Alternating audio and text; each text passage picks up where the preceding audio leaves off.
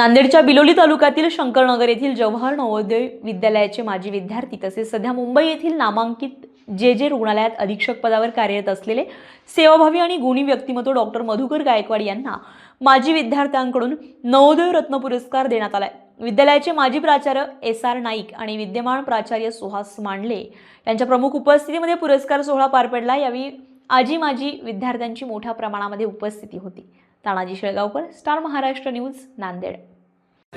सध्या grand government medical college आहे जे ग्रुप ऑफ हॉस्पिटल मुंबई इथे सध्या कार्यरत आहे आणि नवोदय रत्न हे पुरस्कार मला 1997 ह्या ऑर्गनायझिंग बॅच तर्फे देण्यात आलेला आहे।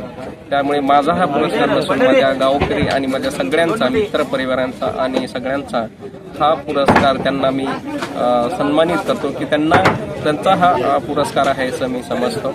आणि माझं गाव जे पाहतं तर आपण केसराळी ह्या गाव आहे आणि अशा ह्या गरीब परिस्थितीतून अशा ह्या नवोदय विद्यालयामध्ये 1991ला त्यावेळेस मी एंट्री घेतली होती आणि जे काही आज जीवनामध्ये काही जे मिळालेलं आहे जे काही जीवनामध्ये एवढे पुरस्कार किंवा जो यशस्वीपणा जे आहे माझ्या घरच्यांचा, आईवडिलांचा आणि इतर शिक्षकांचा आणि इथल्या सगळ्या विद्यार्थ्यांचा सगळ्यात मोलाचा वाटा तरी मला असं वाटलं की हा माझ्या यशस्वी वाटचालीमध्ये आहे।